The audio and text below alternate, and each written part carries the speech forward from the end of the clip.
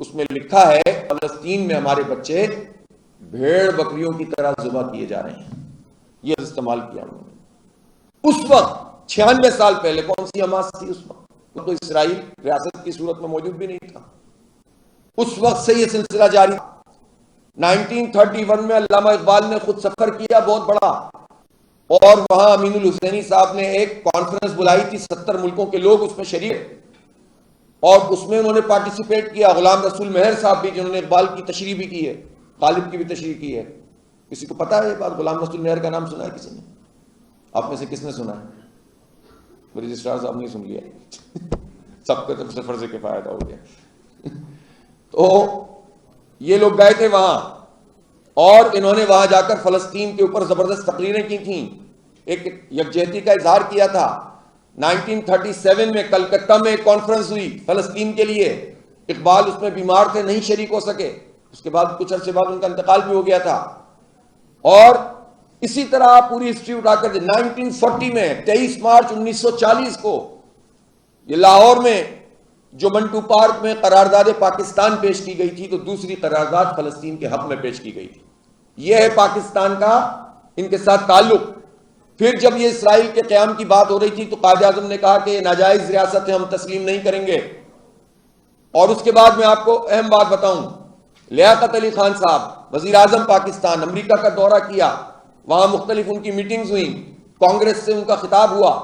کانگریس کے اسپیکر نے ان کے خطاب کے بعد اپنا خطاب کیا اور ان کو یہ پیشکش کی کہ اگر آپ اسرائیل کو تسلیم کر لیتے ہیں، اسرائیل آپ سے بہت دور ہے اور آپ کا کوئی براہ راست اس سے معاملہ بھی نہیں ہے، تو امریکہ پاکستان کی یہ مدد کرے گا، یہ مدد کرے گا، یہ مدد کرے گا. وہ کون سا پاکستان تھا؟ وہ پاکستان جو نیا بنا تھا، جس پہ ملینز کی تعداد میں مہاجرین آ رہے تھے، جس میں سب الٹ پلٹ گیا تھا. یہ وہ پاکستان تھا جب ہمارے دفتروں میں کام کرنے کے لیے پنز بھی نہیں تھی. ہمارے بیوروکریٹس جو پرانے تھے انہوں نے بتایا کہ ہم ببول کے کانٹوں سے اپنی فائلوں کو سیتے تھے.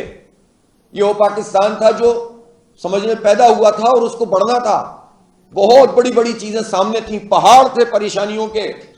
اس میں یہ پیشکش امریکہ دے رہا تھا اور وہ یہ کہہ رہا تھا کہ ہم تمہیں بہت کچھ آگے بڑھا دیں گے، تم اسرائیل کو تسلیم کر لو. تو خان لیاقت علی خان نے، وزیر اعظم پاکستان نے کہا کہ gentleman, our soul is not for sale. ہم اپنی روح کو نہیں بیچ سکتے. یہ ہے ہماری پالیسی.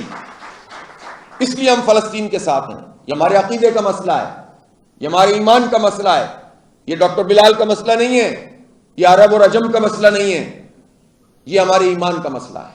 اس لیے ہم ان کے ساتھ ہیں. ہیومینیٹیرین گراؤنڈ تو اپنی جگہ موجود ہے، لیکن اس بات کو سمجھ لیجئے کہ یہ پہلے دن بھی مذہبی معاملہ تھا اور آج بھی یہ مذہبی معاملہ ہے. اس سے خام خواہ میں دستبردار ہونے کی ضرورت نہیں ہوتی ہے. یہ ایک دوسری سوچ ہوتی ہے کہ ہم اپنا وہ دائرہ بڑا کرنے کے لیے جو ہماری دینی معاملات ہیں اس کو پس پوچھ ڈال دیں اور ہم کہیں صرف انسانی بنیادوں پہ سوچیں. دینی بنیاد ویسے بھی انسانی بنیاد ہوتی ہے، یہ بات سمجھ لیجئے آپ. تو لیکن اپنی بات میں وزن پیدا کرنے کے لیے ہم ہیومینیٹیرین گراؤنڈ پہ بھی بات کرتے ہیں. ہم ان کو بتاتے ہیں کہ کسی بھی جگہ پر اگر کوئی ریاست کوئی فوج قبضہ کر لے تو اس کے خلاف مزاحمت کرنا اور ویپنز کے ساتھ مزاحمت کرنا اقوام متحدہ کے چارٹر میں لکھا ہوا ہے کہ وہ جائز ہے، لیجیٹیمیٹ ہے. حماس کی یہ مزاحمت لیجیٹیمیٹ ریزسٹنس ہے. ان کا ہتھیار اٹھانا یہ دنیا کے چارٹر کے مطابق بھی جو ہے وہ لیجیٹیمیٹ ہے، قانونی ہے، اور دین کے اعتبار سے تو ہے ہی. حماس ایک ڈیموکریٹک فورس ہے. 2006 میں یہ پورا الیکشن جیت گئے تھے، ان کو نہیں آنے دیا. یہ خدمت کرنے والی فورس ہے، یہ تربیت کرنے والی فورس ہے، یہ محبت کرنے والی فورس ہے. یہ تو اپنے قیدیوں سے بھی وہ سلوک کرتے ہیں کہ پھر وہ قیدی یہودی ہونے کے باوجود ان کی مالا جپتے ہیں اور ان کی سوسائٹی میں پرابلم پیدا کر دیتے ہیں. یہ سلوک کرنے والے ہیں جو بم گر رہے ہوتے ہیں اور انسانی قدروں کی اس میں یہ اضافہ کر رہے ہوتے ہیں.